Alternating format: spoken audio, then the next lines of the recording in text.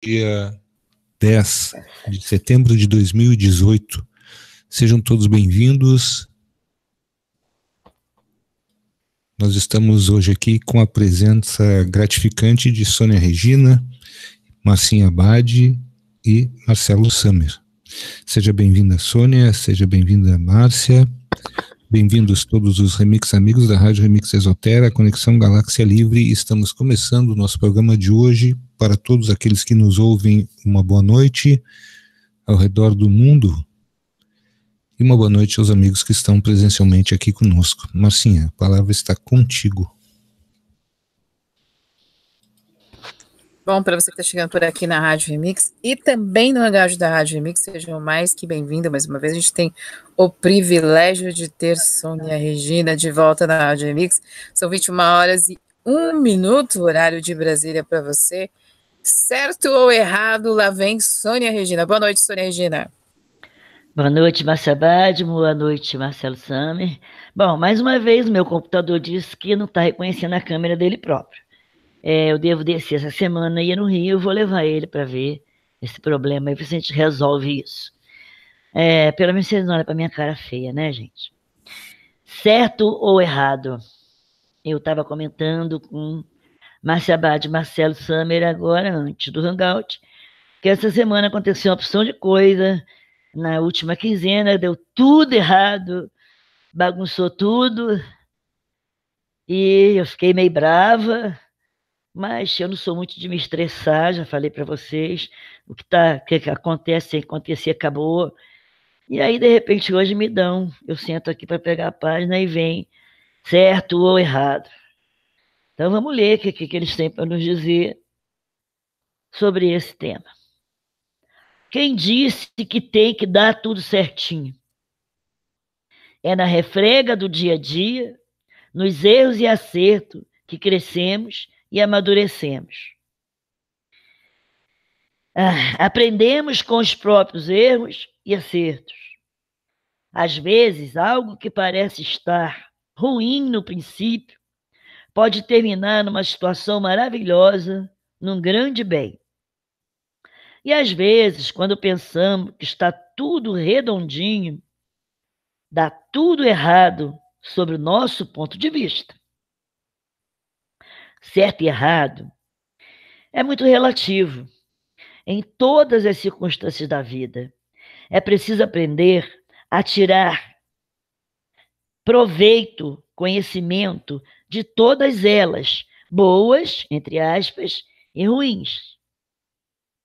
Sempre que algo acontecer que estiver fora do seu controle, da sua programação, questione o que a vida quer me ensinar com essa situação. O que foi que eu pensei, falei, com convicção, vibrei, que atraiu essa situação? Nem sempre depende de nós manter o equilíbrio perfeito, mas sempre que possível, procuremos nos manter equilibrados. Tudo tem começo, meio e fim. É a forma como vocês lidarão com essas situações que vai determinar o desfecho feliz, vitorioso ou a derrota para o aprendizado. A vida é uma caixinha de surpresa. Saiba lidar com ela e será muito feliz. Muita paz, muita luz. Seus irmãos estelares, centelhas da fonte, força crítica. Ou seja, estão tentando me explicar por que foi que deu tudo errado esses dias para mim. Uma opção de coisa que estava tudo encaixadinho, bonitinho, certinho, virou de cabeça para baixo, deu tudo errado. Fiquei chateada. Mas depois eu parei para pensar e disse, peraí.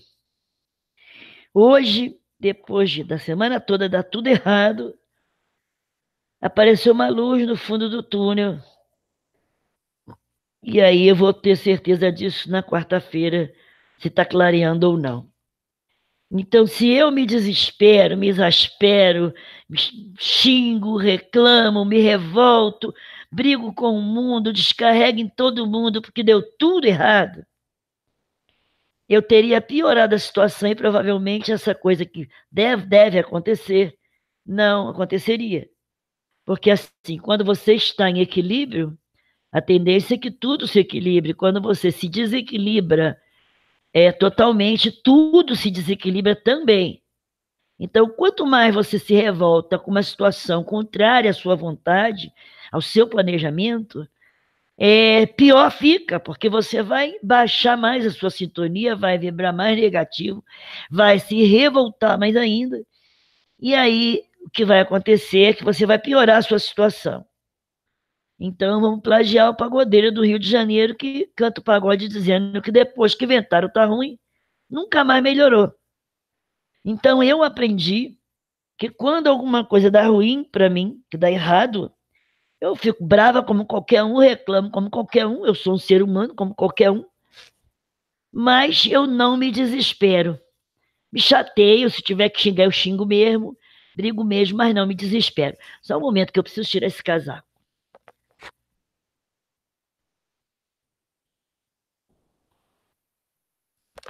Então eu vou dividir com vocês o que foi que aconteceu essa semana e para que vocês vejam que ninguém está isento, por mais que se controle, que se equilibre, ninguém está isento. De vez em quando tomar uma pernada, né? E tomar um sacode, e é como você reage que vai determinar. Todo mundo sabe que eu estou tirando carteira de motorista e a minha prova foi na quarta-feira. Na sexta-feira, eu fui ao dentista para refazer uma obturação. O dentista refez a obturação sem esterilizar nada, sem botar aquele produto que queima na boca. Não tem um produto que queima muito na boca, tem um gosto enjoado, ele não botou nada. Só futucou lá com um negocinho de ponta e disse assim, ainda tem massinha da obturação que caiu. Nem vai precisar botar motor, se está sentindo dor, não. Não botou nenhum produto químico para esterilizar a área, tacou aí, fechou o dente. E eu amanheci o sábado com o dente doendo, no domingo estava um quiste, eu fui tomar um antibiótico que indicado por um médico.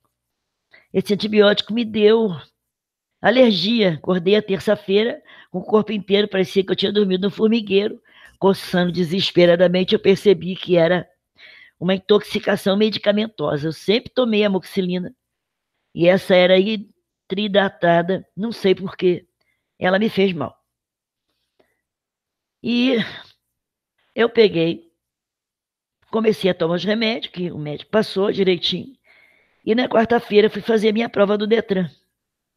E eu não reparei que a amoxicilina havia jogado a minha pressão no teto. Eu nunca tive pressão alta. Minha pressão só sobe se o ouvido inflamar, meu ouvido estava bem. Nunca que eu ia desconfiar que aquela sensação de que o óculos estava meio nublado, meio parecendo que estava um espelho com água. Na minha intenção, era um óculos que estava ruim, não que aquele remédio, aquela amoxicilina, havia jogado minha pressão a 18. E eu fui fazer minha prova de Detran, sabendo tudo na pontinha da língua, na véspera. Tinha feito várias vezes a baliza e todo o trajeto, inclusive uma pessoa que estava fazendo aula na minha frente, que não ia fazer prova, mas estava fazendo aula, morreu 4 vezes na minha frente, eu tive que parar, engatar a primeira 4 vezes, não esquecer, né? E na minha hora eu me sentei calmamente, liguei o carro bonitinho, ele disse, você tem 3 minutos para fazer a baliza. Eu engatei a primeira e fui embora. E ele disse, vai aonde? Eu disse, fazer o trajeto. Ele disse, a baliza? Eu digo, meu Deus, como que eu esqueci? Vou engatar a ré, ele disse, perdeu. Então, por causa disso, eu vou pagar mais um Duda, mais 2 aulas, vou fazer a prova mês que vem. Fiquei brava demais, eu não conseguia entender como é que eu estava tão consciente. Ela me disse, você tem 3 minutos para fazer a baliza? Eu entro nela em 1 minuto. Eu não conseguia entender como é que me deu aquele branco que eu sentei para fazer uma baliza, engatei a primeira e saí direto. Por que eu fiz aquilo? Eu não conseguia entender. E aí eu sentei, fiquei esperando mais uma amiga para a gente vir embora. Ela também não passou, mas aí ela errou mesmo. E no carro, na volta, o professor trouxe a gente, ele disse, Sônia, eu não estou entendendo. Eu falei para ele assim, parece que meu óculos tem água, eu não estou me sentindo bem. Ele falou assim, tu quer passar lá no hospital? Quero, ele me deixou lá, minha pressão estava 18. E aí o médico falou que foi por isso que eu dei aquele branco na hora, que eu estava com a pressão muito alta. E perguntou se era hipertenso, eu falei que não, que tinha tomado remédio, que estava com alergia. Aí ele olhou, mano, você já suspendeu? Eu falei, já. Então toma o Fenergan, ele me deu a opção de injeção, baixou a pressão. E de lá para cá, me passou um remédio para pressão, para alergia, para tomar 5 dias, que só acaba amanhã. E por conta disso, a minha pressão não sai de 17. De acordar com ela 17 e andar 5, 6 quilômetros, ela cai para 13, depois ela sobe para 17. Então, bolou tudo, deu meio de campo, bolou tudo, pressão descontrolou tudo. E eu falei, gente, mas como assim? Eu nunca tive problema de pressão, né? Eu estou com problema com o inquilino lá embaixo, se desequilibrou, está comigo há muitos anos, bagunçou o pagamento mês passado. Vou ter que ir lá para buscar o dinheiro esse mês para ver se dá certo. Uma casa desalugada 2 meses, nunca aconteceu isso, é sempre 15 dias aluga, 10 dias, às vezes aluga antes da outra mudar, é só botar a placa. Isto todo foi só de problema. Mas eu não sou aquela pessoa que diz agosto é o mês do desgosto, agosto é o mês do não sei o quê, agosto é o mês... Eu não creio nessas coisas.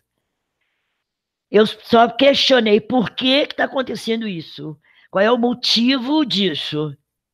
Daí, peraí. Ninguém está isento de passar por revés. Não é porque você procura viver, porque a gente não vive totalmente em sintonia perfeita. Não é porque você procura viver em sintonia perfeita, não é porque você procura fazer o seu melhor, né, que não vai acontecer nada contigo. Você não está isento de tomar tombo na vida, você não está isento de ter problema, né, de ficar desempregado, você não está isento de ser acometido por uma doença oportunista, ou um revés, como aconteceu comigo esses dias. O problema é como é que você reage diante da situação. Como qualquer ser humano, xinguei para burro, fiquei muito brava por ter feito aquela besteira lá, porque eu não admito, né, bem feito, para o meu orgulho, eu errar uma coisa que eu sei de cor e salteado. Eu me chamo de burra até dizer chega.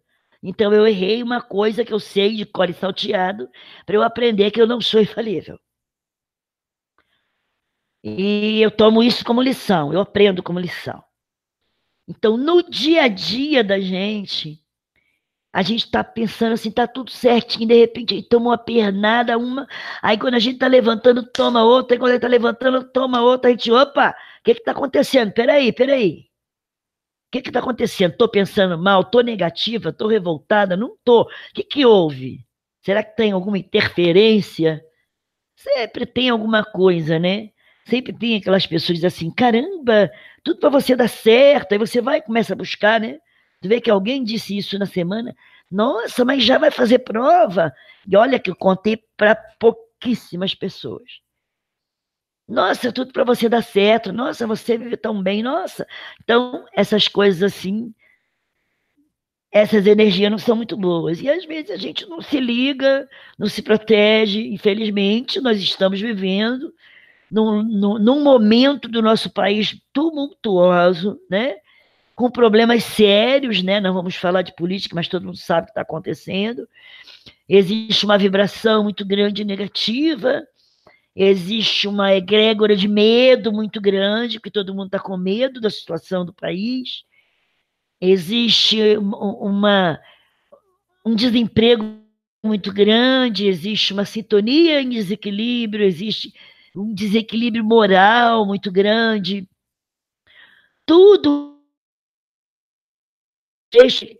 A gente não pode esquecer que a gente é como se fosse um peixinho no aquário, e que no nosso entorno, que cada um fizer, a gente vai ter que comer, beber, engolir, porque não tem como sair de dentro daquele aquário.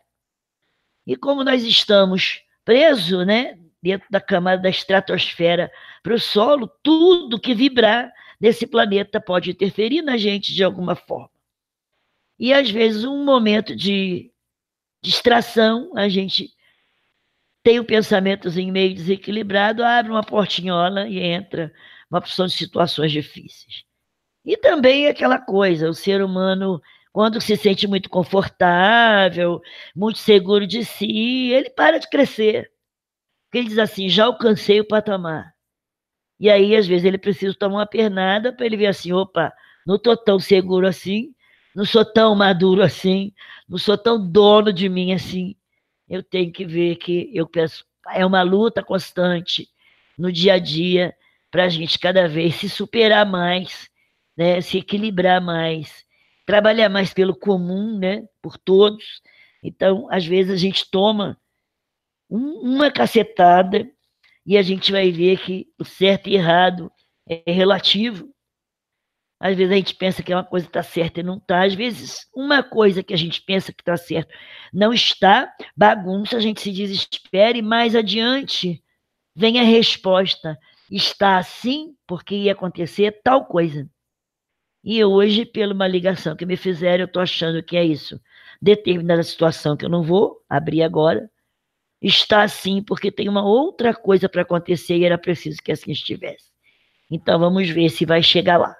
Também, se não chegar a paciência, a gente tem que aprender a viver nesse mundo sem deixar ele nos contaminar a ponto da gente perder a nossa alegria de viver, da gente perder a nossa vontade, né, de continuar no equilíbrio, de ser feliz, de aproveitar, né, os bons momentos da vida. Essa semana eu fiz outro passeio longo novamente, entre as montanhas, aí, entre as fazendas. Maravilhoso você ver as árvores começarem a botar suas frutas, né, suas flores para as frutas. Muito bacana. Hoje eu passei o dia inteiro cortando uma tico-ticozinha pequenininha, colheres de bambu grande, né, que tem um amigo fazendo. Eu estou ensinando ele a fazer para vender, e eu estava modelando para ele aprender como é que faz as colheres de bambu, para parar de fazer serviço pesado, fazer um serviço mais leve, né, e ganhar o dinheiro dele. Então, passei um dia ótimo, apesar de estou aqui conversando com vocês, estou assim meio grogue, meio que a pressão deve estar lá em cima. Esse subinho do ouvido, né? A doutora disse que era da pressão já. Então, pode ser que essa altitude, né, de 16 metros acima do nível do mar para 600 e de uma temperatura que gira entre 40 e 45 no verão e no máximo 18 no inverno, e aqui é o máximo 30 e o mínimo 11, 9. E o frio é vasoconstritor, ele aperta as veias, né, reduz as veias. Então vamos ver o que a doutora vai ter a dizer no dia que eu for lá e contar todo esse histórico para ela.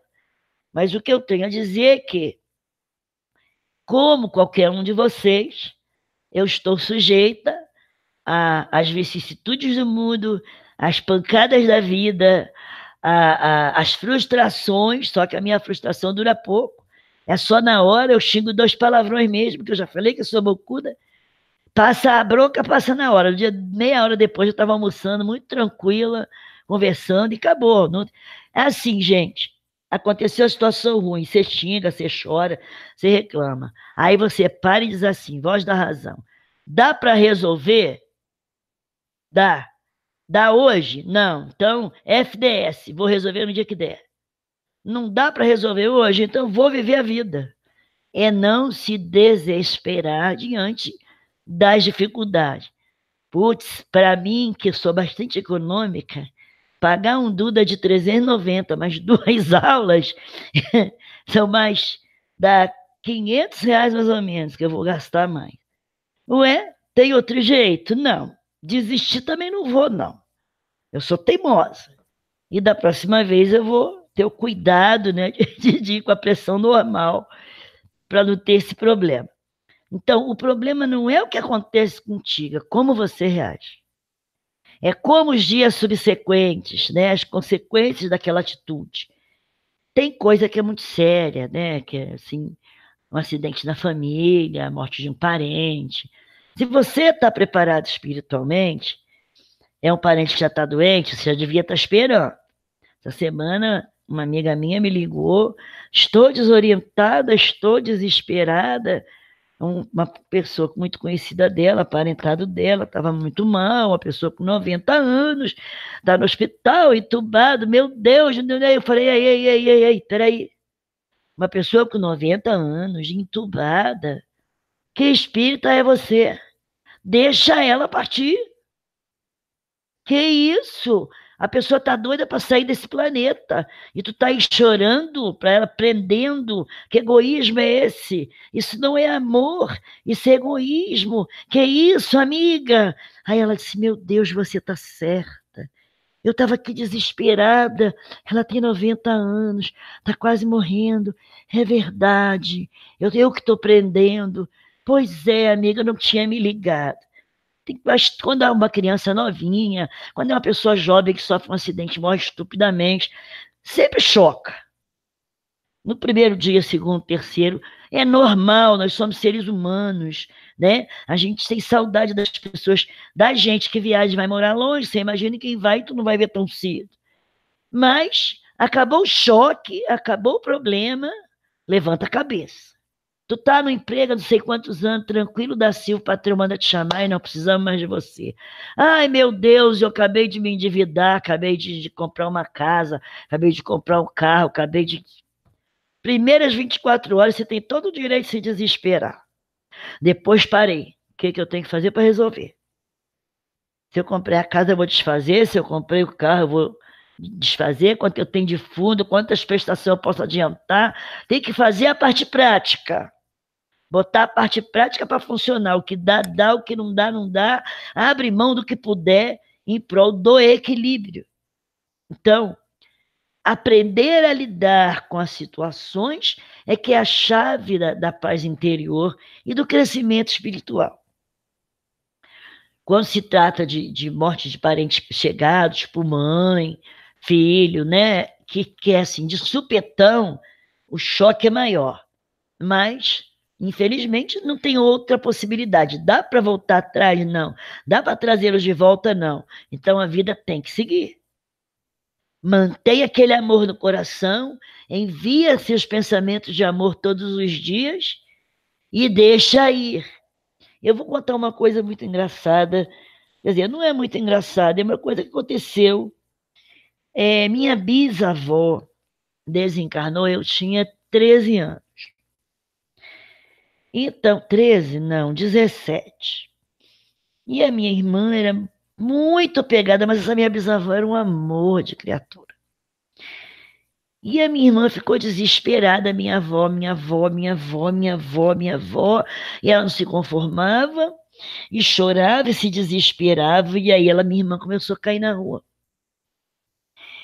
E um dia, minha bisavó morava quase do lado de uma casa espírita, mandaram um recado, para que a minha irmã fosse lá buscar um recado da minha avó. E ela dizia, criatura de Deus, pelo amor de Deus, deixa eu seguir meu caminho. Eu tive um ataque cardíaco, eu preciso me recuperar aqui. Eu nada posso fazer por você enquanto eu não me recuperar. Eu morri com 90, 80 e tantos anos, me deixa aí. Eu já cumpri minha missão, segue o teu caminho. Mantenha o amor que você tem por mim, porque eu também tenho por você, mas deixa eu seguir meu caminho. Você vê o quanto você, sem querer, atrapalha o teu pai, tua mãe, seu filho que partiu antes do tempo, novo, né? Quem sabe se foi antes do tempo mesmo, se não foi. Ou um parente seu que foi antes do tempo, porque você é egoísta e quer a pessoa presente com você, porque ela não está, você se desespera, não se conforma, fica falando, ai meu filho, ai meu querido, meu não sei o quê, bota foto toda semana na internet, ai faz um mês e um dia, faz um mês, um dia, 2 horas, e você não deixa você seguir o caminho dele e seguir a vida dele. Então, não é o que a vida faz contigo, mas é como você reage diante daquilo que a vida faz contigo, que vai determinar que maturidade espiritual você tem. Então, certo ou errado, que vai determinar é como você vai agir. Porque o que é certo para um é errado para o outro. Uma coisa que é errado para você pode ser certo para outro. Depende do contexto de que aquela pessoa vive. depende da vida que ela teve, da criação que ela teve, da ética que ela teve, da moral que ela teve, da formação que ela teve, aonde nasceu, né? Nós não comemos cachorro, na China come. O indiano vomita se vê comer um boi, a gente come o boi e come o porco, né? Tem o pessoal do Oriente Médio come inseto e a gente não come. Os índios comem larva e a gente tem nojo. O que é certo nesse mundo? O que é errado?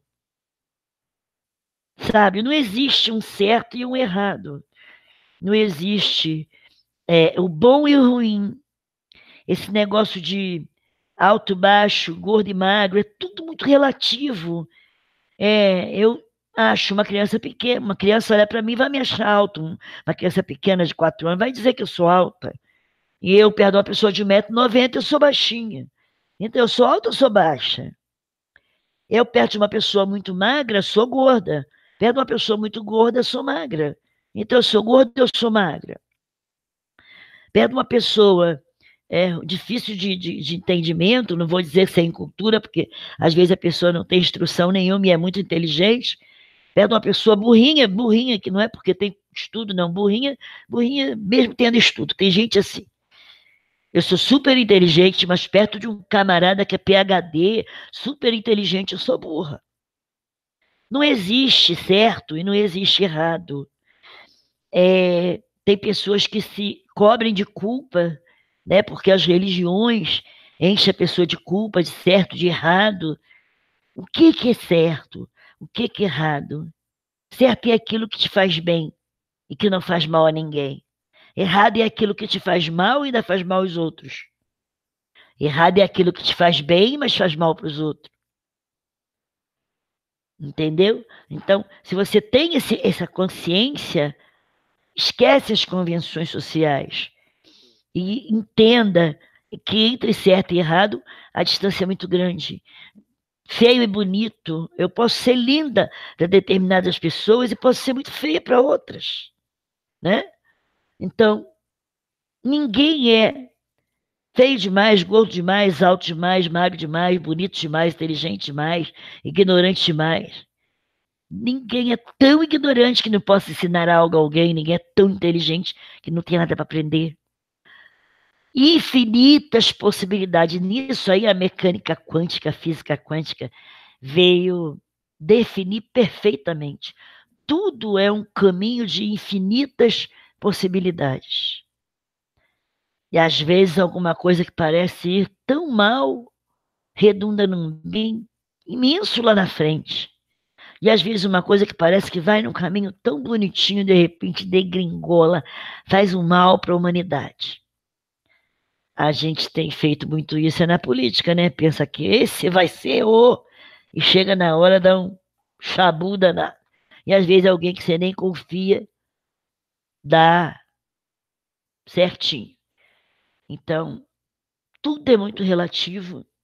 Nada é realmente totalmente certo. Certezas a gente não tem de quase nenhuma, de nada. A gente não tem certeza de quase nada. Temos certezas que existimos. Pensamos, logo existimos. Agora, se o nosso corpo é uma matrix, a gente vive na matrix, se tem ET, se não tem ET, a gente já viu mesmo, ou teve uma alucinação. Sabe, tudo tem um questionamento, tudo a gente tem a dúvida, a gente tem uma certeza evada de inseguranças, de incertezas, a gente se move como se fosse numa areia movediça. Então, por conta disso, bom mesmo é ser feliz e não se desesperar por mais que algumas horas, por situação nenhuma, porque não vale a pena. Você só vai levar dessa vida aquilo que você curtiu de paz, de harmonia, de alegria, de bem-estar, né? As coisas boas que você fez que te trouxeram uma resposta positiva bacana, isso vai determinar, né? O que valeu a pena, né? Você estar aqui. A gente diz assim, quando eu sair daqui, eu quero ir para a quinta dimensão. Tomara que ela exista. Para a gente se ver livre da matéria e continuar vivo, consciente. Eu estou contando com isso. Mas ninguém tem certeza de nada. Se é certo, se é errado. Tem algum comentário, Marcelo?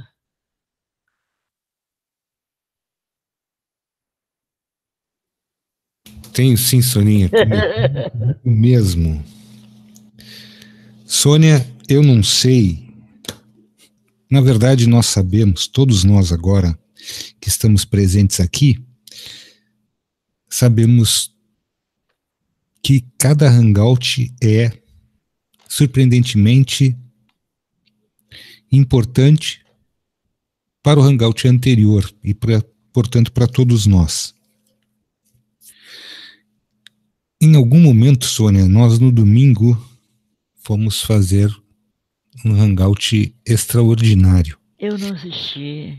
E aí, não, mas tu é prata de casa. A gente aqui sabe que tu pode tudo aqui com a rádio, tranquilamente, sem problema. E o que ocorre? Ocorreram algumas transmissões vindas de alguns amigos e num determinado ponto, o que acontece? Veio uma transmissão, uma mensagem bastante interessante, com uma imposição assim na voz já. E aí nós entramos, eu e a Márcia, numa paranoia, pode-se dizer assim. Porque nós não conhecíamos aquele interlocutor diretamente. Ele teria se comunicado conosco em maio de 2000. Veja que interessante, maio de 2017. Mas até então eu não consegui perceber isso num primeiro momento, depois que tudo passou, conversando com a Márcia, e a gente ficou naquela situação. Escuta, será que ter deixado passar essa mensagem sem ter diretamente perguntado quem era, ou seja, uma identificação, foi certo ou foi errado? E isso perdurou até hoje pela manhã. Eu num mal-estar danado, porque logicamente no afã de fazer as coisas, também, né, fiz que nem tu. Engatei uma primeira e saí andando. Depois, eu já ri disso aqui que você não quer saber como que eu fiz isso. Depois de tudo acontecido, eu fui me dar conta que, puxa vida, eu preciso ter mais cuidado. Não é questão de estar certo ou errado, mas é a questão da gente ter a responsabilidade de compreender que aquele momento exige de nós uma percepção com mais tranquilidade, com mais calma.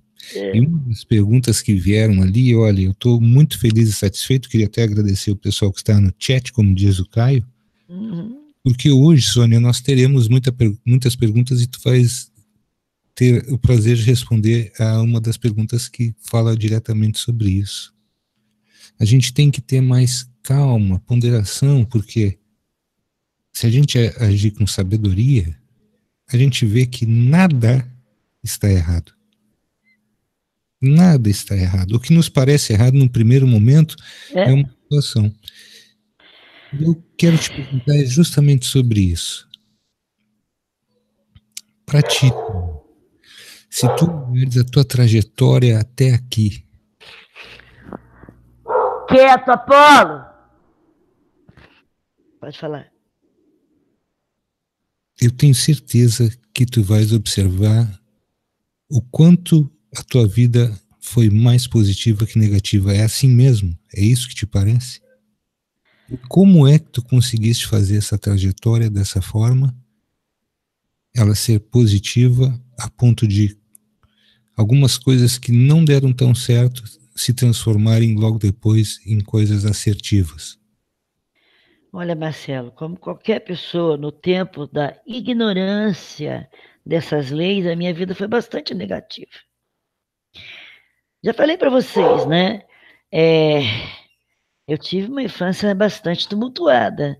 Eu era muito arteira, muito bagunceira, tinha um irmão muito doente, e minha mãe muito nervosa, e a minha irmã vivia doente, ela não tinha sossego, e meu pai trabalhava demais, não tinha tempo para mim. Apolo! Sossega! Desculpa, meu cachorro tá perturbando. E aí, quer dizer, eu não tive muita atenção, e por causa disso eu fazia muita bagunça, e por isso eu apanhava muito. Eu tive problema na infância, apanhei bastante, porque eu era muito arteira, e eu batia na minha irmã, e aí apanhava também. E na adolescência passei por um estupro, um noivado que desmanchou 3 meses antes de casar, e uma pessoa de problemas, e eu me sentia coitadinho, lixo do mundo, tudo para mim dava errado. Eu contava a minha dor como qualquer pessoa, conversava com alguém, começava a desfiar o rosário de dor, de sofrimento, da infância, né, da isso, daquilo, das revoltas, das mágoas, das coisas que eu ouvia quando a minha mãe estava com raiva, que ela me xingava por causa. Deixa para lá, esse é problema dele, esquece isso. Então, moral da história. Quando eu, aos 28 anos, comecei a frequentar o espiritismo como adulta, porque eu frequentei na adolescência, mas na adolescência eles não ensinam doutrina, só evangelho. Quando eu comecei a ler, foi essa época que eu falei para vocês que eu tinha 3 filhos pequenos, estava me separando, tinha me separado. Parecia que eu estava caindo de uma escada de ponta cabeça, sabe como você vira cambalhota de trás para frente? De ponta cabeça, descendo, era assim que eu me senti. E eu tentei, me indicaram ir na casa espírita, e eu tentei vários dias e eu não conseguia ir. Chegou um dia que eu deixei de ir ao trabalho para ir, e almocei meio-dia, eu sempre dormia 10 minutos, aquele dia eu dormia até as 3 para perder o horário. E eu cheguei lá desesperada e disse, alguém tem que fazer alguma coisa, porque eu estou desesperada. Uma senhora me ouviu por 3 horas seguidas, eu chorei todas as minhas dores, como qualquer pessoa. E ela disse para mim assim, vem à noite, vai ter uma reunião, assim, assim, de palestra. Aí eu falei para ela que havia frequentado quando jovem. Ela me prestou os livros para ler, eu gosto de ler. E aí, nessa brincadeira, eu li o Livro dos Espíritos, o Livro dos Médiuns, O Inferno, Memória... Paulo Estevam, há 2000 anos, 50 anos depois, tudo numa semana. Uns 10 livros eu li naquela semana. E aí eu digo, peraí, então é isso. Opa, peraí, então eu estou no caminho errado. Sou eu que estou fazendo a escolha errada? Sou eu que estou pensando errado? Sou eu que estou agindo errado? Sou eu que estou vibrando errado? Sou eu que estou falando as coisas erradas? Peraí. Aí eu parei e fui estudar novamente. Passei os sustos, tipo, quando ia estudar livro dos médios, que começava a ver energia dançando dentro do quarto, andando dentro do quarto. Desculpa a expressão, me sujava de medo. Tá fazendo o que aqui? Eu tô com medo. Pedia para eles se desmaterializarem, que eu estava vendo vulto dentro do quarto. Nessa época era comum eu sentir tocar no meu ombro e olhar para trás e não era ninguém, e estar cochilando, tomar um tapa no rosto, né? E acordar com a marca na mão, da mão no rosto. Então, foi aí que eu comecei a frequentar o espiritismo, foi aí que eu comecei a estudar. E, gente, eu estudei. Um ano depois, eu sabia aqueles livros o Pentateuco, que é os 5 obras básicas, de cabo a rabo, não tem outra palavra para falar. Eu estudei a fundo e eu fui trabalhar mediunicamente. E aí eu fui lendo obras subsidiárias, em menos de um ano eu tinha lido uns 2.000 livros. Porque eu não tinha para comprar, mas tinha uma biblioteca ótima lá de empréstimo, eu apanhava 5, 6 por semana e lia. Naquela época eu tinha memória melhor, então eu lia e gravava. Hoje em dia eu leio, eu tenho que reler 1 ou 2 ou 3 vezes até eu pegar bem o livro, porque a memória não anda tão boa como antigamente. Então, dali eu comecei a modificar a minha forma de pensar e de agir diante das situações. Eu ainda bebia vinho para burro, ainda bebia cerveja beça, tudo, ainda fumava muito, né? Parar de fumar, eu parei agora em fevereiro.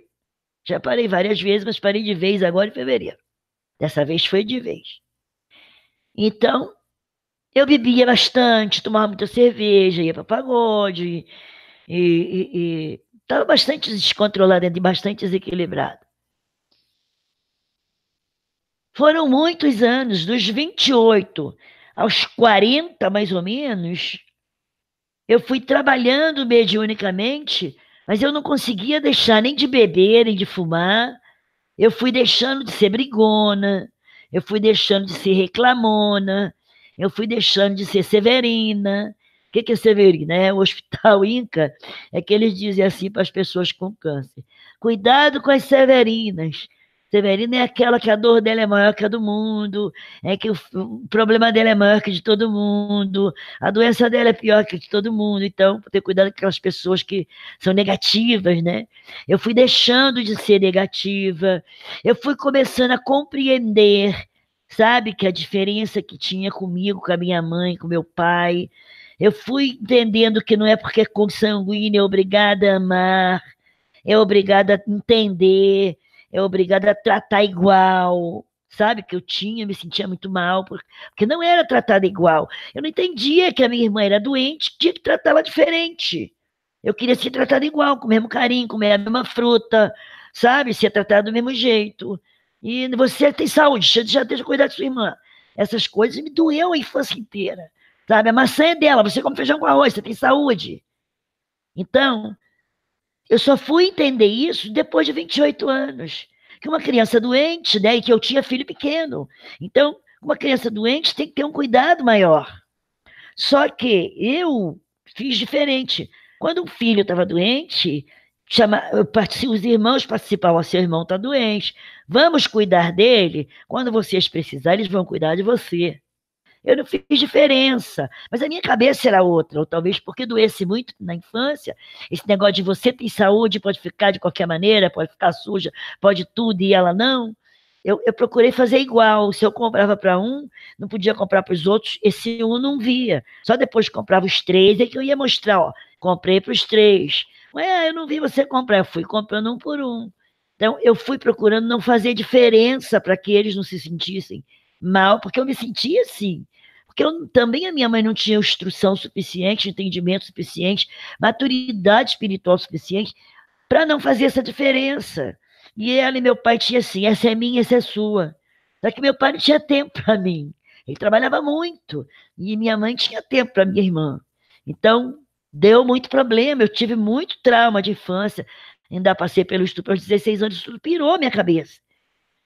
Superar tudo isso foi preciso muito estudo, muita compreensão. Por que eu passei por isso? Aí que você vai entender por que você nasce em tal família e não na outra. Por que aconteceu isso. Entender o contexto. Uma pessoa é doente, tem que ter mais cuidado. E dependendo de quem cuida, não vai saber fazer a separação do, sabe, vamos tratar todo mundo igual. Que ninguém é igual, cada um age de uma forma diante das situações da vida. Que a minha mãe era uma pessoa que se desesperava por tudo. A gente brincava com ela, muitos anos atrás, logo no começo que a gente comprou televisão, tinha uma propaganda que a mulher dizia: ai, queimou o ovo! E a gente dizia isso para minha mãe, que a mamãe era: ai, queimou o ovo. Tudo a minha mãe se desesperava, meu Deus do céu, se desesperava. A ponto assim de ela não ficou cega, porque eu estava em casa, eu era adolescente, e ela com vidro de água sanitária de vidro na mão, com sabão na mão, escorregou, bateu numa tábua, a sanitária veio no olho dela e ela foi esfregar. E como eu tinha mais rapidez de ação, botei a mão dela para trás, amarrei, e lavei o rosto, o olho dela, lavei, amarrei ela numa cadeira e corri na farmácia para pedir um colírio para socorrer. E uma vez ela, batendo assim com a mão na máquina, com a tesoura, furou a veia do pulso e ela começou a sacudir o sangue. E eu agarrei o pulso dela, botei acima do nível da cabeça, ninguém tinha me ensinado isso, não sei por que eu fiz isso. E gritei, prensei ela no canto: para de gritar, para de sacudir o braço, para de sacudir. Eu queria passar um pano e ela não deixou, e eu levei na farmácia, o cara deu 2 berros, fez ela calar a boca e se sossegar até o sangue parar de subir, que o sangue não tem força para passar acima do nível da cabeça. E assim, eu tinha cabeça para agir isso. A minha mãe é uma pessoa que se desesperava por qualquer coisa. Você falava alguma coisa: ai, meu Deus do céu! Então, e a minha irmã era muito carente, dependente dela. Minha irmã foi carente, dependente da minha mãe, até 50 anos. Quando a minha mãe morreu, é que a minha irmã deixou de ser dependente dela. E eu sempre fui muito dependente, independente. E às vezes a minha mãe batia de frente comigo, porque ela não entendia muito, ela era muito super protetora. Ela me ajudou a criar meus filhos, eu sou muito grata a isso. Mas se eu não dou em cima, ela criava do mesmo jeito que criou eu, e a minha irmã, E eu dizia, não, a senhora quer cuidar dele, vai cuidar do meu jeito.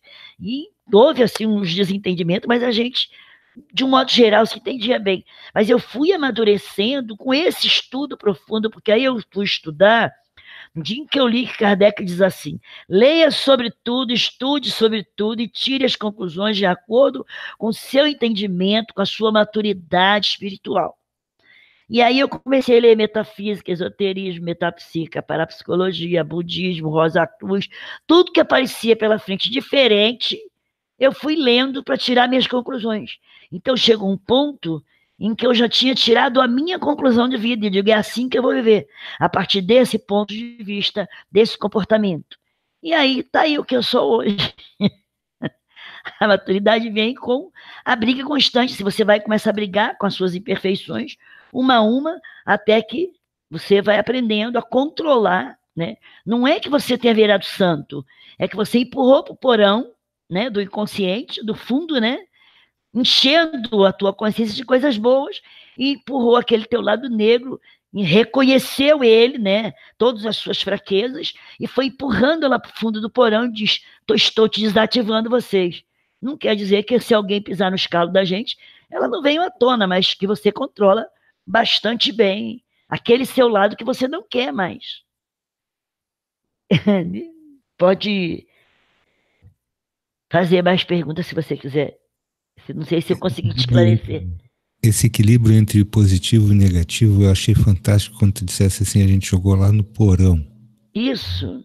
A gente joga no porão, vai tirando do sótão e jogando no porão, né, Sônia? No porão da inconsciência, exatamente.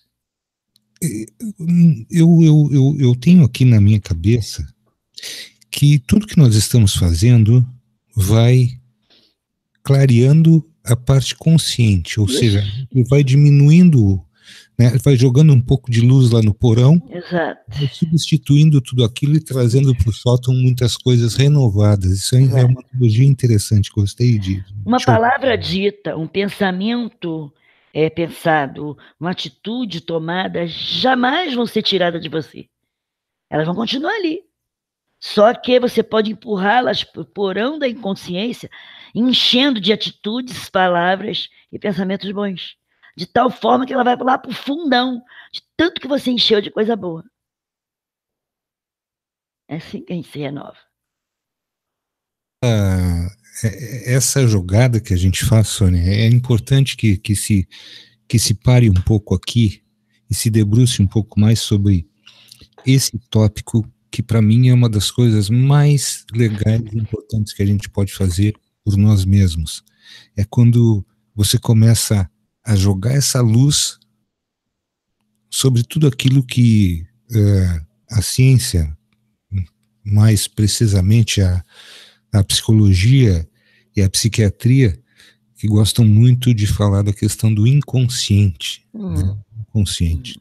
E eu vejo que nós, a cada dia, não importando a forma como a gente consiga fazer esse processo, mas através de tantas coisas que a gente tem passado aqui, passado a limpo, coisas do dia a dia de cada um de nós, as experiências vividas, tudo isso que faz a riqueza de cada um de nós, das nossas linhas temporais de vida, é tão importante, Sônia, quando a gente consegue começar a colocar luz sobre isso.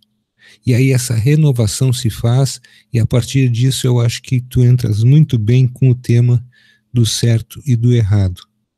Porque vai diminuindo o errado e a assertividade começa a aflorar de uma forma muito forte e muito importante. É assim que tu vê essa caminhada progressiva. Olha, partindo do princípio que existe um eu maior e que aqui o eu, nós, né, somos um fractal, esse porão da inconsciência, que eu saiba, é o eu maior. A gente vai jogando para lá tudo que a gente viveu, né, de errado e certo, e vai fazendo bom também e jogando para lá, e ele vai retemperando, né? Esse inconsciente nada mais é do que o eu maior. A gente vai jogando para lá o bom e o ruim. Vai jogando, e por fim a gente só joga bom, e apaga aquele É um aprendizado, não existe errado. Existe ignorância, entendeu? Não existe errado. Existe a ignorância. A gente só erra quando a gente não sabe. A ignorância não é ignorância de ser grosseiro, é de ignorar. Quando você ignora, você erra. A minha filha, quando era pequena, ela adorava uma tomada. E ela ia enfiar os dedinhos na tomada. E o dedinho dela era fininho, ela entrava no buraco da tomada. E o meu medo era enfiar os dois e tomar um choque. E eu botava aqueles negocinho de prender tomada, mas aquilo, ela ia lá com o dedinho dela e puxava aquilo. Eu arranjei um que era bem chatinho, que era difícil de tirar, pois ela conseguia tirar. Um dia eu falei assim, vou deixar ela tomar um choque, que é para ela nunca mais mexer ali. Um dia ela me tira um grampo da cabeça, abre o grampo, enfia o dedo no meio, bota o grampo para trás e vai encostando para a tomada. E eu disse, eu vou deixar ela tomar um choque. Eu enfiei o pé no chinelo de borracha, eu sei que o 110 agarra e o 220 joga longe. Podia agarrar ela. Enrolei a mão num pano e esperei ela tomar o choque. Quando ela tomou, eu agarrei ela e disse, viu? Choque, vamos botar de novo? Nunca mais. Então, às vezes, é necessário que você passe pelo caminho da ignorância, não é a fieira do mal, os espíritos dizem isso. Não existe o caminho do mal, existe a fieira da ignorância. Do momento em que ela percebeu que aquilo dá choque e dói, nunca mais. Então, não existe o mal. O mal é zero esquerda na criação. O mal é o caminho, é o mesmo que ignorância. Aquele que ignora o bem faz coisas que as consequências redundam em dor, que vem a ser o chamado mal. Não é que o mal exista, é só consequência da ignorância do ser humano. Enquanto o ser humano é ignorante, ele faz tudo errado e arca com as consequências, que ele diz que é o mal. Se ele não fosse ignorante, ele não haveria mal, porque ele não faria nada que redundasse em sofrimento, em dor, em consequência doída, para ele botar o nome de mal. É influenciação, hein, Sônia? Hã? É influenciação, porque assim, quando tu começaste a descrever essa coisa que quando nós ignoramos, eu fui diretamente naquele ponto onde, depois da nossa criação e depois daquela remexida genética que nós sofremos, nós éramos puros em ignorância, então. Simples e ignorante. Viemos aprendendo onde? Em erros e acertos. Certo. Você aprende errando e aprende acertando. Se você só acertasse, né, significaria que você já nasceu sabendo. E não é assim. Se a gente veio para essa matéria como um papel branco, né, porque a gente esquece o passado, então entra nele simples e ignorante. E vai crescendo, e vai amadurecendo, e vai amadurecendo, e vai entre erros e acertos. Pisei, doeu, não piso mais ali. Passei ali, machucou, não passo mais.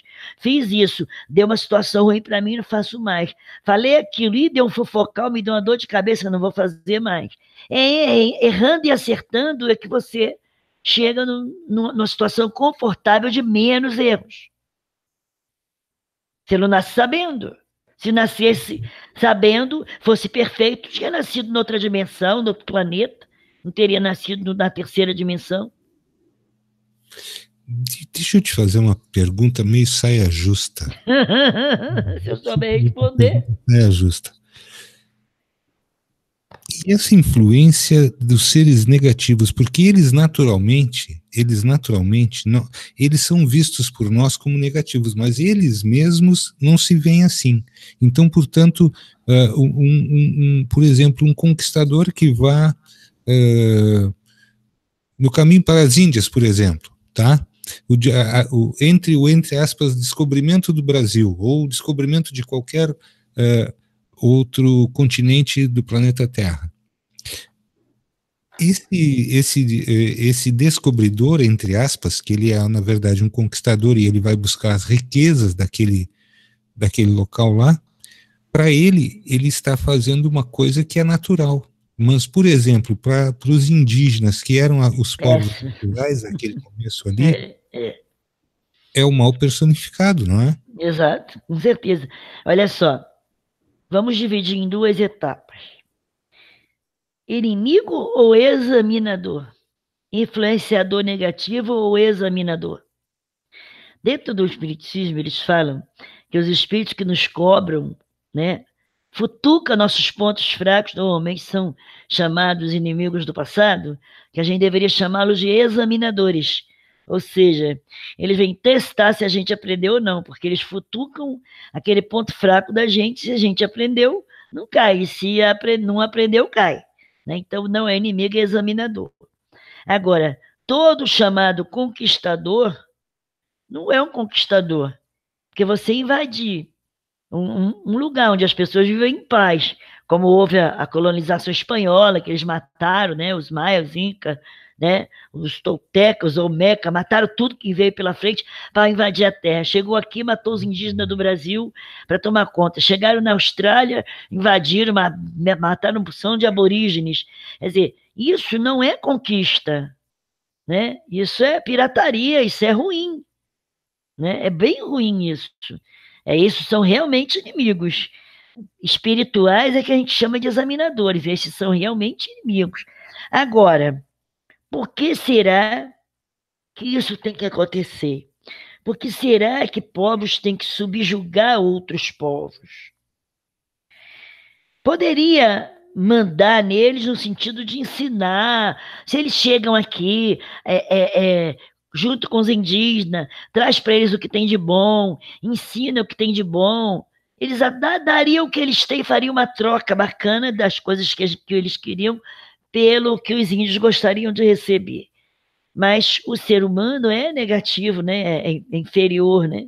E a gente não sabe, do ponto de vista espiritual, quem são esses desbravadores, né? A gente sabe que os extraterrestres nunca saíram daqui da Terra, né? Estão misturados no meio da gente. Tem os bons que nos ajudam, tem os negativos que aqui já estavam e que acharam que a raça humana que estava sendo implantada ali estava tomando a terra deles. Nós estamos careca de saber que os reptilianos estavam aqui antes da gente. E quando mexeram geneticamente, começaram a fazer humanoide, eles mexeram também. Peraí, se mexeram, vão mexer também, né? Então, a gente sabe que tem essa bagunça toda aí. Quer dizer, esses desbravadores, eram desbravadores ou eram eles tentando, mais uma vez, atrás do danado do ouro, que não sei que tanto que eles querem ouro, que eu não consigo entender que tanto que é ouro, né? E manipular os outros, subjugar, por quê? Tem hora que a gente não entende muito bem isso, sabe? Qual é o objetivo de chegar no outro planeta e invadir para pegar ouro? Para guardar no cofre? Não, para nós o ouro tem um determinado valor e para eles pode ser até alimento. A gente não sabe. Dizem que é porque o planeta deles perdeu a capacidade de se manter e que esse ouro jogado na atmosfera, né, mantém um planeta. No caso dos Anunnaki, é isso que você está falando? No caso dos Anunnaki, né? Então, até saiu no YouTube aí, ano retrasado, onde é que está o ouro do mundo, sabe da história do tungstênio? Sim. Então, que a Bélgica foi pedir ouro ao Tesouro Nacional lá, né? E teve que cortar uma barra e era tungstênio, e todo mundo queria seu ouro. Então, e o Vaticano está cheio de ouro, né? Todo mundo sabe que eles guardam ouro pra caramba. Então, pode ser que por causa disso eles subjuguem, se achem, né? Superiores a ponto de subjugar outros povos. Superiores em nível intelectual e em nível de tecnologia. Moral, ético. E aí nós entramos no viés da história dos deuses e outros. Vamos enganar esses trouxas, né? Eles são inferiores, eles não entendem ainda, são ignorantes, né? Sim. E a gente pode manipular como quer. Significa que esses seres não têm um grau de ética e moral, né? Porque para subjugar os outros.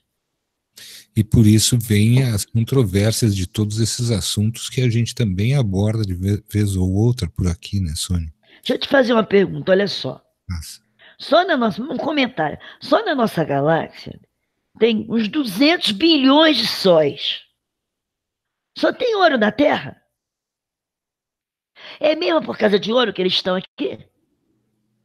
Só tem ouro na Terra? 200 bilhões de sóis. Cada sol deve ter seu cortejo de planetas. Só tem ouro na Terra? É mesmo por causa do ouro? Ou é a genética? E a gente vai Eles ter que... perderam a capacidade de procriação e estão vindo buscar aqui, porque a gente é um banco genético. Pode ser um banco... Será a Terra só um banco genético? Um laboratório? Pode ser um laboratório com um banco genético poderosíssimo, e isso aí dá margem a muitas coisas, inclusive o desaparecimento de 5 milhões de seres humanos por ano que ninguém sabe onde foram. Sabe um filme que passou uma vez, eu não sei se foi no Netflix, eu não guardei o nome, em que as pessoas viviam num lugar que, ó, vocês não podem sair lá fora, aí mostrava a foto lá de fora, um deserto, um lugar tudo ruim, lá fora é contaminado, só aqui que é bom viver. E aí todo mundo achava que era muito bacana. Aí lá um dia um cara era sorteado. Você foi sorteado, a partir de hoje você vai para o paraíso. E o cara ia, coitado, todo feliz para o paraíso. Era banco de órgão. Aquele lugar que eles moravam era um banco de órgão. Eles diziam que lá fora ninguém podia viver. Mentira, ali era um banco de órgão de seres feitos como banco de órgão para bacana, para rico. E quando o rico precisava de um órgão, aquele cara era sorteado, fazia uma festa, era sorteado lá, ele vai para o paraíso. E aí o cara ia embora, feliz da vida, chegava lá, botava ele para dormir, tirava o órgão para o cara que precisava, e o cara morria. E aí dizia que fora dali ninguém podia viver. E lá um dia ele viu um cara trabalhando nas maquinárias, viu uma borboleta andando, e foi seguindo a borboleta e viu ela sair por um buraquinho. Se ela saiu por ali, o ar lá de fora está entrando aqui dentro, entrou o ar fresco. E aí ele viu que tinha, dá para viver lá fora. Aí ele começou a tentar sair. E ele consegue sair, ele e uma moça, me parece, conseguem sair. E aí descobre que muita gente que trabalha ali dentro também trabalha, mora lá fora. E aí deu um rolo danado. E aí o cara descobriu. O duplo dele foi parar na casa do duplo dele, deu um AM danado. Eu não lembro o nome do filme. A ilha, me gente nem parece que sabe. Não, não é a ilha. A gente nem sabe se isso aqui não é um banco genético, se não é um banco de órgãos. Eu achei interessante que o cara foi para o paraíso e ele era um homem e uma mulher. Eu já fiquei pensando em Adão e Eva. Não, o paraíso é um só, e é um só. Você foi sorteado. Você não, digo esse homem que conseguiu sair com essa... saiu ele, saiu uma mulher também. Acho que uma mulher saiu e ela conseguiu ir na casa da pessoa que era cópia dela, perfeita. Claro que você não pode fazer um ser humano igualzinho a você, com a mesma personalidade, né? Mas ela conseguiu invadir a cada mulher, deu um rolo danado. Então, nós não sabemos nem se isso aqui é um banco genético, ou se isso aqui é um banco de órgãos, ou se isso aqui é um açougue. É, né?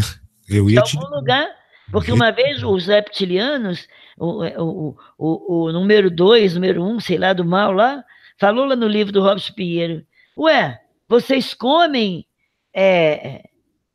a gente? Vocês comem frango? Vocês comem porco? Vocês comem boi? Vocês comem cachorro? Por que a gente não pode comer vocês? E há de se pensar nisso também. Vai ler Robson Pinheiro, você vai ver. Por que a gente não pode comer vocês? Vocês não têm fazenda de gado, por que a gente não pode ter fazenda de humano? Deixou bem claro. Hein, Sônia? As baratinhas enlouqueceriam. Eu tenho uma série de perguntas aqui para ti e eu tô doidão para começar a fazer as perguntas. O que tu acha? Pode ir. Então vamos lá. Primeira pergunta do Jorge Leal, que te pergunta o seguinte: Sônia querida, para um sábio não existe o errado. O que você acha dessa frase? Eu acho correto. Não existe o errado. O que é errado para mim pode não ser para você. O que para mim pode ser venenoso para você pode ser até salutar. Infinitas possibilidades. Depende de quem bebe, depende de quem come, depende de quem age. O mal e bem, não existe mal e bem. Não existe certo e errado. Não existe alto e baixo. Não existe gordo e magro. Depende do ponto de vista. Concordo? Ponto de vista e perspectiva, depende da perspectiva. Exatamente. Gente. Gostei disso. Se eu te olhar assim, quando eu te abracei lá no evento, se eu te olhar, tu és um pouquinho mais pequenininha do que eu. né? É muita coisa. Mas em compensação... mas eu sou mais alta que uma pessoa anã. Muito, eu sou autônoma para uma pessoa anã. Mas em sabedoria tu estás acima de mim em quilômetros. Que é isso, querido. Quem falou isso? Né? Vamos para a pergunta número 2? Vamos. Então vamos lá. Pergunta 2 do André Molinari, que te pergunta o seguinte: tudo tem começo, meio e fim. Isso não nos faz estar mais arraigados e viver em função do tempo? Não. Porque uma coisa pode ter começo, meio e fim em 5 minutos. Ou levar 100 anos. Não necessariamente. É porque tudo que fala assim, começo, meio e fim, as pessoas pensam longo. Não existe o tempo. Eu costumo viver, já falei para vocês, bastante atemporal, né? Eu nunca sei que horário é, eu nunca sei que dia da semana é, eu nunca sei que dia do mês é, eu nunca olho muito para relógio. Então, começo, meio e fim, para mim não faz muita diferença, não. A nossa vida tem começo, né? Teve um dia. Nós estamos agora num contexto que a gente não sabe se é meio, se é fim, e o fim pode ser daqui a 5 minutos, ou daqui a 100 anos, ou daqui a 20, ou daqui a 30. Não vou me preocupar muito com o tempo, não. Não creio que arraigue a gente no tempo. Você sabe que tu está vivo hoje. Tu sabe se vai amanhecer amanhã? Não. Então, o teu fim pode ser daqui a 5 minutos, daqui a 50 anos. Então, esquece o tempo.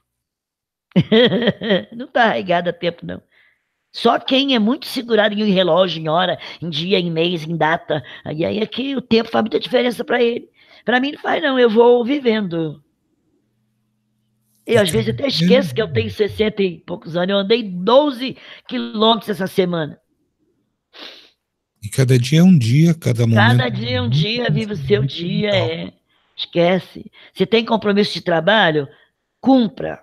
Seja respeitoso com as pessoas, não chegue atrasado, cumpra sua matrix enquanto é necessário.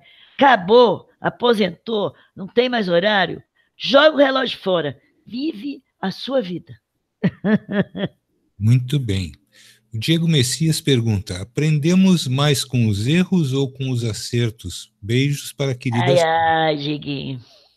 A gente aprende com os erros e com os acertos.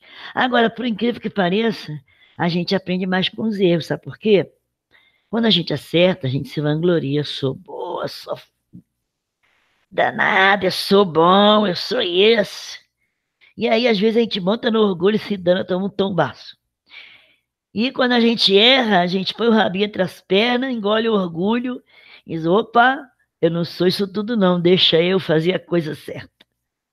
Dá para aprender com o erro e dá para aprender com os acertos. Mas, infelizmente, a humanidade aprende mais com a grande mestra da humanidade, que é a dor. Leciona e aperfeiçoa. Infelizmente, a grande mestra da humanidade ainda é a dor. Então, a pessoa aprende mais com a dor que com os acertos, que com os momentos bons. Aprende mais com os erros que com os acertos.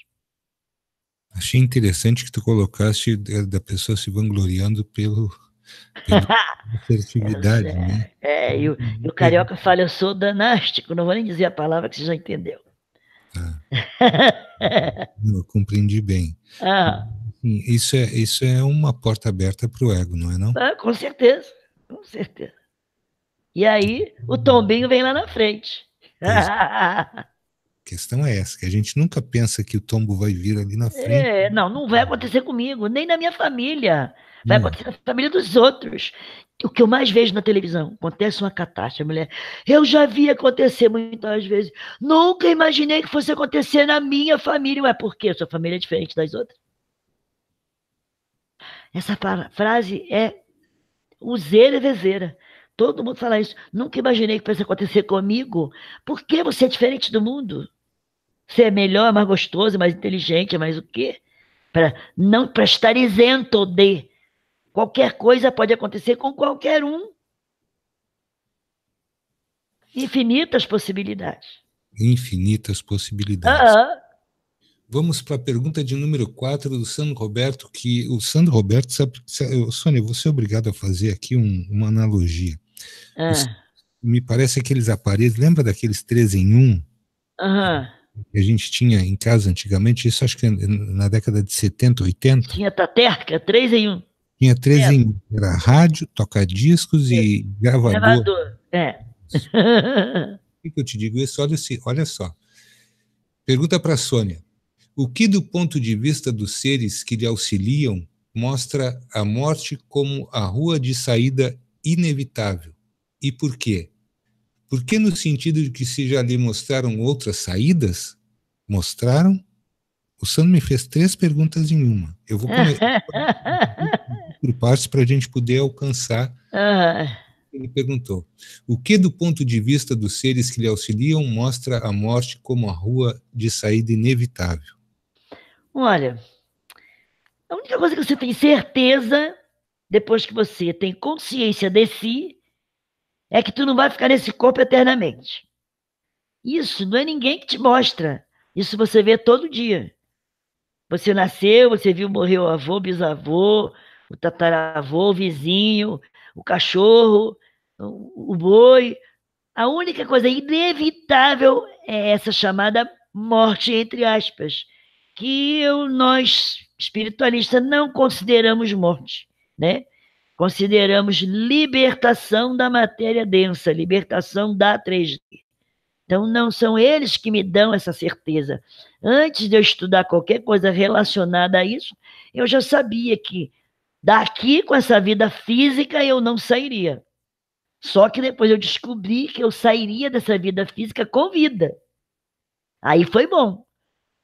Porque eu tinha medo da morte, até o dia em que eu entendi que a morte não era o final, que a vida não começaria no berço e não ia terminar no túmulo, que ela começou antes do berço e que ela passaria do túmulo e que eu continuaria sendo eu.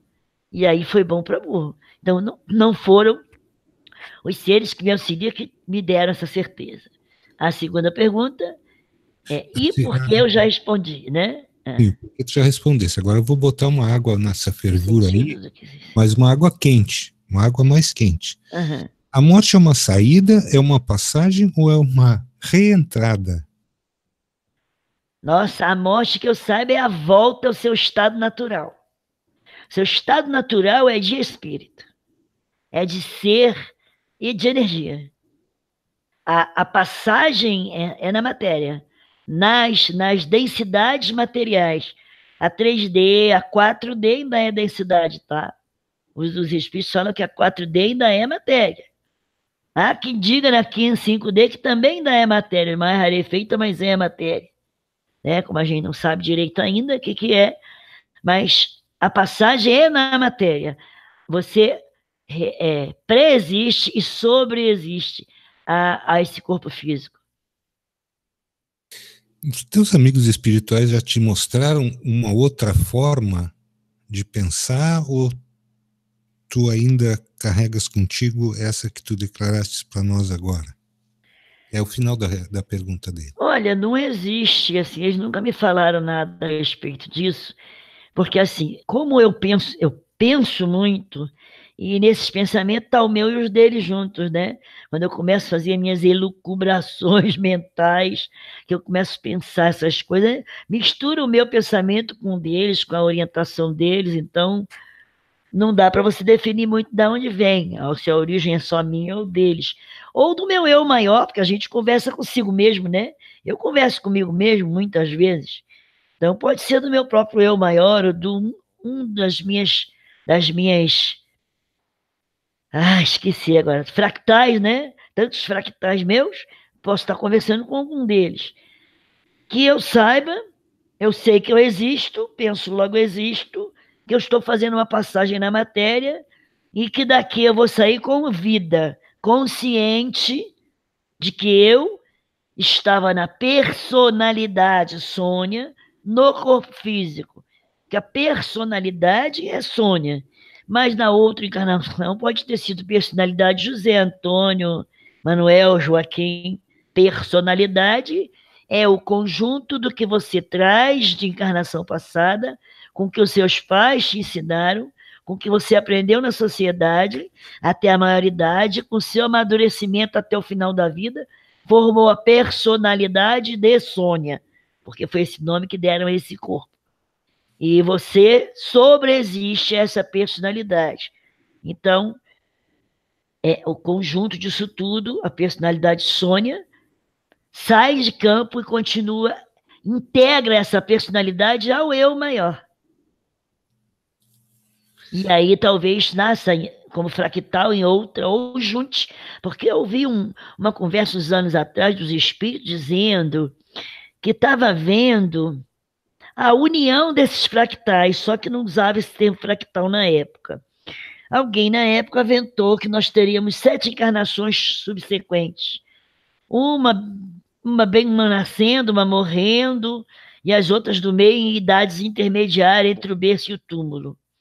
E que a partir, parece que 2000 a 2012, ia começar a juntar essas personalidades, né?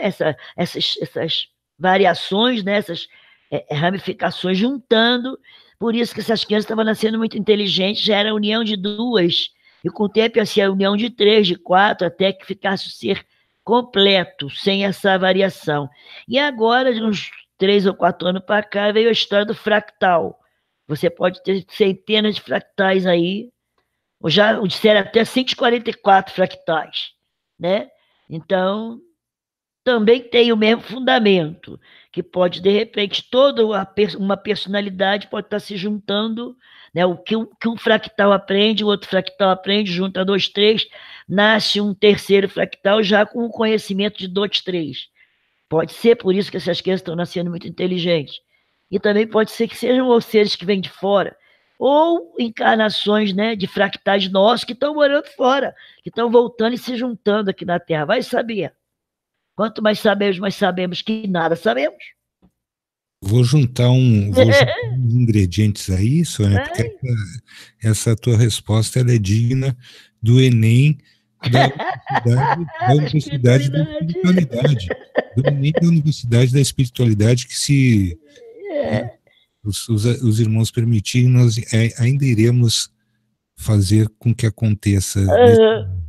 Então, Sônia, eu fiquei pensando numa coisa aqui que tu disseste agora. 144, é? Então, se nós ao invés de 7 e 12, nós vamos ter esses 144 fractais. Porque 12 raiz quadrada de 144, exatamente. Em alguns que tudo no universo são equações matemáticas e etc. Exato. Vamos para a próxima pergunta. O Osvandré Molinari te pergunta o seguinte, Sônia. Esses problemas e coisas erradas, crês que são para nos ensinar algo ou para nos desviar de um possível caminho que não seria o melhor? Olha só, não existe certo e errado. Depende da conjuntura, da situação que você vive, né? É o que eu estava dizendo para você. Para uma pessoa que é vegana, é errado comer carne. Para a gente é certo. Para o hindu, comer boi é um crime. Para a gente, comer larva é um horror. O que é certo e o que é errado? Não existe certo e errado. Você é quem determina para você o que é certo e errado no contexto em que você vive, na sociedade que você vive, com a ética que tem essa sociedade, com a moral que tem essa sociedade, se você se sente perfeitamente enquadrado ou alienado dela, que vai determinar o que é certo e errado. É difícil de analisar assim, não é não? Então, o que é certo e o que é errado? Nós temos várias, nós vemos aqui hoje várias possibilidades. A quântica. Alguém pode desviar a gente do caminho? Se você se propõe a seguir um caminho, você não vai aceitar que os outros desviem do caminho, mas se você deixa que os outros, por preguiça, dirijam a sua vida, corre o risco dele botar você num caminho que não te agrade. Mas aí tu és diretamente responsável por isso, né? Claro, claro. Você é responsável por tudo que você cativar. De Saint-Exupéry, é isso mesmo. Você é o Pequeno Príncipe, não, porque o Pequeno Príncipe dizia, você é eternamente responsável por aquilo que cativou um dia. Cativou, exato. É a história da Rosa. Temos a pergunta de número 6 do Tiago Nascimento, que te pergunta o seguinte: Sônia, por que achamos que a grama do vizinho é a mais verde sempre? Porque a gente não aprendeu a valorizar o que a gente faz. Nós somos ensinados a endeusar outras pessoas, a idolatrar cantores, idolatrar dirigentes religiosos, idolatrar pessoas que a gente acha que é mais dotada. Então a gente aprendeu a se desvalorizar. Por isso que tem tanta gente com depressão. Depressão é quando você se joga no fundo, se desvaloriza de todas as formas possíveis e acha que só todo mundo está certo e você não. Então, a grama do vizinho é mais bonita porque você não foi ensinado que você pode ter uma grama até melhor que a dele, desde que você se dedique. Nos foi ensinado a depender religiosamente de alguém. A gente já dependeu dos pais, né, quando é pequenininho. E muitos dos pais são culpados por isso, porque eles fazem que a gente fique dependente deles a vida inteira. Tem pai que se mata para deixar imóveis para filho, casas para filho, bens para filhos, deixa de viver, para esses filhos não terem problema, esses filhos não crescem, não aprendem a lutar. Aí eles pegam, herdam tudo, jogam tudo fora porque não sabe o valor do ganhar e depois não consegue ganhar mais, vai para a miséria. Então, aprendemos a nos desvalorizar e valorizar o que é dos outros. O olho no que é dos outros e não no nosso. Então a gente não valoriza o que é nosso. Por isso que a gente acha que a grama do vizinho é mais verde. Por isso que a gente vive no quinto maior país do mundo e ele é o que ele é. Né? Exatamente. Então. A gente acha que os Estados Unidos é o melhor de tudo e aqui deveria ser o celeiro do mundo. Né?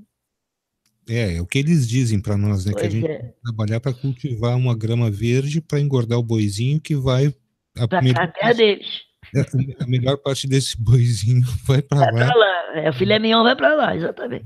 E a gente fica aqui com ossobuco, tu conhece isso? Eu gosto do ossobuco. É um ossobuco na panela de pressão. Com muito bom. Nossa, hein? Nossa, essa hora já é difícil falar sobre isso. Daí eu fiz rabada com agrião e batata, né, Céu? Meu Deus do céu. A pergunta do Davi Fernandes, então.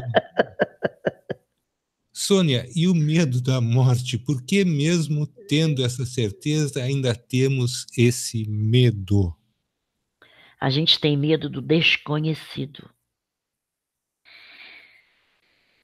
Medo da morte? Eu não tenho medo de morrer, não. Eu tenho medo de sentir dor. Eu tenho medo de ser maltratada, espancada. Até porque já passei por violência. Morrer não tenho medo, não. Mas as pessoas ainda têm uma ideia fraca do que é a sobrevivência após a morte.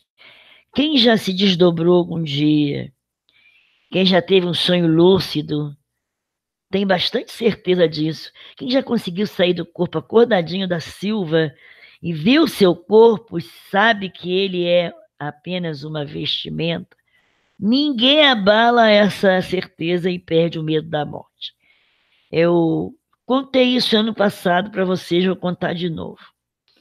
Eu fui doar sangue e a moça se distraiu e doou mais sangue do que podia e eu caí na rua. E para não rolar a escada, eu deitei no chão, pedi socorro e acharam que eu estava bêbada, não me socorreram. Então eu me senti flutuar fora do corpo e eu disse, eu estou desencarnando, eu não quero ver meu enterro, eu não quero ver filho chorando, eu não quero ver ninguém brigando por um pedaço de chão. Aí me disseram assim, quem foi que disse que está na sua hora? Já providenciamos o socorro. E eu escutei alguém gritar de longe, senhora, me ajuda, é uma senhora, eu não posso ir lá sozinha, sozinho fica sem jeito, eu socorri. E esse senhor subiu, me pegou no colo, junto com essa senhora, atravessou a rua, me levou para uma loja de plantas, ele tinha uma loja de plantas, e eu abri o olho e disse, eu quero água, eu quero água, eu quero água. Ele me deu uma garrafa d'água, eu botei na boca, bebi a água inteira, e me recuperei, falei para ele que eu tinha doado sangue, tinham tirado demais, eu caí. Naquele dia eu tive certeza absoluta que eu não tinha medo mais da morte, porque a morte para mim não existe. Ela não é a dissolução total de mim como ser humano, porque eu já me vi fora do físico mais de uma vez, consciente, e me vi dessa vez que eu pensei que ia desencarnar e não desencarnei. Eu tenho medo de levar, ser agredida, de tomar soco, pontapé, pancada, facada, tiro. Troço que dói, que machuca, violência. De desencarnar, não. Fui, tô solta, livre, dessa caixinha apertadinha. Ponto. Agora, morrer sufocada, faltando ar, morrer afogada. Deus me livre, não quero. Horrível você querer respirar e não poder. Agora, de repente, você vai daquele soninho, tu vai indo, indo. Morrer é igual dormir, gente. Vai indo daquele soninho, sensação de energia. Foi assim que meu avô desencarnou. A gente em volta dele conversando, e ele falou que tinha uma mulher na janela olhando, aí a gente já sabia que ele estava vendo que não devia, né? E aí a gente falou que não tinha, mas ele disse que não queria ver aquela mulher. Nós fechamos a janela, estava um calor do cão, o quarto dele era pequenininho, e aí ele disse que estava com frio, confirmou que ele estava partindo, e a gente respeitou a vontade dele, desligou o ventilador porque ele pediu, e aí ele falou assim, engraçado, a minha cama está balançando. Como, vovô? Aí ele bateu as duas mãos assim, com as palmas na beira da cama e botou a mão no alto e balançou igual uma canoa, assim, igual um pêndulo. Ó, tá assim, ó, balançando, balançando, e arriou a mão e fez assim. Já tinha ido. Simples assim. Que é a forma mais linda de morrer. Assim, que maravilha, meu avô partiu sem sofrimento, sem sufoco, sem desespero, tranquilinho. Umas horas depois ele estava dentro de casa, andando para lá e para cá, sem ter entendido nada. E aí eu me dirigi a ele, que eu vi com a visão espiritual, e disse, vovô, olha para mim. Ele me olhou e eu disse, ó, eu passei a mão no umbigo e mostrei para ele, ó, tô presa no cordão de prata, o senhor tá livre. Acabou, vovô, acabou. Não falei para o senhor que a morte não termina junto com o corpo? Ó, o corpo já era, mas você, ó, vai lá na Ilha da Madeira, só você pensar. Portugal, Ilha da Madeira, o senhor não queria ir lá na terra da vovó? Vai lá na sua casa de praia, só o senhor pensar na casa de praia que o senhor vai lá. Aí ele sorriu para mim e sumiu. 3 meses depois, todo mundo sonhou com ele, voltando feliz, bonito, conversou com todo mundo e sumiu. Então, foi uma morte bonita, né? E ninguém se desesperou, até minha mãe que lida com desespero, com tudo, ela disse, meu pai não sofreu, graças a Deus. Por quê? Porque já estava preparado, sabendo que 92 anos, e ele estava cada dia mais fraquinho, né? Não era doente, mas ele sentia com as pernas fracas, caiu 2 dias seguidos, que não tinha mais força nas pernas, e a gente percebeu que era a partida. Então, mas a gente sabia que era a partida do corpo físico, a libertação. E não, e foi embora para nunca mais. Porque horas depois eu ouvi. A minha mãe partiu 1h da manhã no hospital, eu estava lá com ela, e o meu sobrinho estava em casa vendo televisão, viu ela entrar e dar boa noite, né? Ele deitar na cama dela. Ele falou, minha avó está no hospital, minha avó partiu. Ele veio na janela, na porta do quarto, olhou, ela estava deitada na cama, ele voltou para o computador, ele sabia que ali não era minha mãe, o corpo da minha mãe, que ali era o espírito que materializou para ele. Ele não se assustou, voltou para o computador. Quando eu telefonei, ele disse, já sei, minha avó está deitada aqui na cama. E o cachorro está embaixo da cama. O cachorro correu no banheiro, virou o cesto de roupa, tirou todas as roupas da minha mãe, puxou pela casa, enfiou embaixo da cama e entrou embaixo da cama. Ninguém entrou naquele quarto, só o Jonathan conseguiu entrar. E ficou embaixo da cama. Minha mãe estava deitada ali. Ela veio para casa. Tu sabes Reprova mais do que isso. Tu sabes que isso, eu preciso falar contigo a respeito de uma coisa antes de te passar a última pergunta. Ela materializou-se pro meu sobrinho. Perguntou se estavam dando comida a ele, que ela criou ele. Estavam dando direitinho a ele, estavam tratando bem dele. Vó, segue seu caminho, eu estou muito bem tratado. Minha mãe vai casar sábado e eu vou morar com ela em Copacabana. Foi ela que ela foi embora. Aí ela pensou e pôde quando ela sentiu... Descansar, ela estava preocupada com aquele menino que ela criou. Exatamente. Quando ela sentiu que tinha feito tudo o que... Ela seguiu o caminho dela, ela se materializou para ele. Uma coisa que está na minha cabeça, que isso, o dia que acontecer comigo, que eu espero que demore um pouquinho, eu vou poder constatar isso e talvez passar isso para alguém.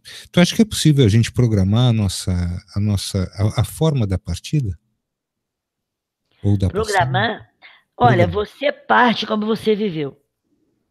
Se você viveu na paz, na harmonia, na alegria, você parte assim. Se você viveu no mundo ruim, eu vou te dar exemplo. No dia que meu avô desencarnou, ele estava sereninho. E o rapaz que estava do lado, na capela, tinha morrido assassinado. Ele estava com o rosto crispado. Ele era de... Como é que se diz? Milícia, né? Ele estava com o rosto crispado. De tanto estar ali do lado do meu avô, de madrugada ele foi ficando sereno, sereno. Porque as companhias espirituais que rodearam meu avô começaram a ele. Queriam fechar o necrotério com medo de alguém vir matar o resto dos parentes. Falei, ninguém vai trancar a capela nenhuma, não. E aí deixamos aberta. E de madrugada, de manhã, o cara estava com o rosto mais tranquilo. Por quê? Porque estava perto de um ser que foi o justo. Perfeito. Do jeito que você vive, você parte. Você é uma pessoa desesperada, vai partir no desespero. Você é uma pessoa ruim, briguenta, tu vai partir assim. Tu é violenta, vai partir na violência. E se você vive na paz, na harmonia, na boa, tu vai desencarnar na boa. Simplesmente deitei, vou dormir, tchau. Ou então, gente, tô me sentindo estranha e, olha, tu sabe, tô me sentindo assim, flutuante. Caramba, olha, tá balançando, igual meu avô, tá balançando. Fui. E ponto de certo. Temos aqui a última pergunta do nosso amigo Sandro Roberto. Uhum. Eu vou fazê-la de qualquer forma, mas pergunta para a Sônia. Por qual rua achas que os maias saíram? Tendo em vista que desapareceram da face da Terra, algo relacionado à evolução espiritual, pacto com outros, seriam os maias alguns perversos presentes? Eu já me perguntei várias vezes. Me parece, eu não sei onde foi que eu vi, que os maias fugiram dos espanhóis, né? Entrando de floresta dentro e que foram para dentro da terra. Que eles tinham esconderijo dentro da terra. Me parece até que um cara que veio de fora, que descobriu, mataram ele porque ele descobriu a entrada. Tem aí uma história sinistra a respeito disso. Pode ter sido que simplesmente eles podem ter sido levados para fora, ou eles podem até que eles nem eram daí, sabe lá se eles não eram daqui, se eles eram um povo que vieram de fora, deixaram a cultura deles e de repente resolveram voltar embora. Tem tantos humanoides no universo, eles poderiam ser de fora e foram embora, né? Podem ter ido embora. Ou podem ter entrado em outra dimensão, de repente passaram todos juntos para outra dimensão, e estão no mesmo lugar lá e ninguém está vendo. Tem terras em várias dimensões. Não dá para a gente ter certeza de nada, né? Coreigude Ou fala foram assim, embora, ou estão entre a terra. O Coreigude gosta de falar sobre os astecas e os maias e para eles são um povo à parte, né? Eles são um povo à parte que saíram da terra porque eles realmente não eram daqui. Vieram de fora, né? Então, deixaram aí a cultura para a gente ver no futuro e meteram o pé, eu concordo. Pode ser sim. E aquela moça que a gente conhece que tá tão quieta hoje, hein, Sônia? Tá na hora de chamar aquela moça. Tá na hora, já passei da hora, daqui a pouquinho ela briga com nós. Marcinha Abade, onde é que tu estás, Marcinha? Diga tudo, não nos esconda nada. Realmente. Não, acho que tem que esconder uma parte desse negócio. Tô no outro mundo, como sempre. Estava ela viajando, hein, Sônia? Fala aí, minha filha. No outro mundo, os pequenos fractais da vida. Você não acredita no incrível? Não. Pois o incrível pode acontecer. Ouça! Lembra disso, Marcelo? É bem isso. Assisti muito isso, pra nossa. Caramba, hein? Que medão. Louco. Que medão que dava. Você tá louco, Sônia Regina. O pessoal tava perguntando o seguinte, o negócio da reencarnação que eu tava falando ali no chat. em relação a isso. O que eu vejo as pessoas muito na reencarnação se importando com o que elas fizeram e não tendo foco no presente nem no futuro. E isso atrapalha muito. Então é por isso que eu não gosto muito de falar de reencarnação, tá? Porque eu acho que a gente não fica vivendo e trazendo coisa do passado. Exato. Aí não vive o presente, né? Exato. E aí é onde a pessoa não sabe por que as coisas se tornam mais difíceis, né? Exato. Por que a vida não vai para frente, porque fica remoendo o passado onde já aconteceu, já passou, já foi, e agora já é outra situação. Não se deve remoer o passado, nem o recente, nem o remoto. Foi, acabou. Hoje já é consequência do passado. Então, se não tá bom hoje, o passado não foi bom, então nem quero saber. Vou plantar para o futuro. É isso aí, tem que ser assim.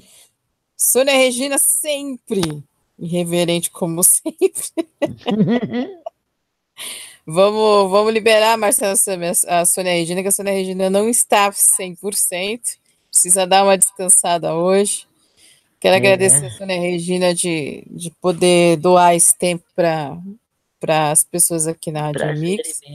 Te agradecer muito por isso, agradecer ao Marcelo Sam, o pessoal que está aí no chat, porque a gente tem que lembrar que a gente doa, as pessoas que vêm aqui doam o tempo para entender muitas coisas, para procurar as coisas que a gente acha que é certo ou que é errado, né, Sônia Regina? Nunca vamos saber se estamos totalmente certo. Nunca vamos saber se estamos totalmente certo, nunca vamos saber se estamos totalmente errado. Vamos viver o caminho do meio. Nem muito para lá, nem muito para cá. E ter fé. Acreditar, né, Sônia Regina? E ter muita paz. Muita paz. Vai lá, Marcelo Summer.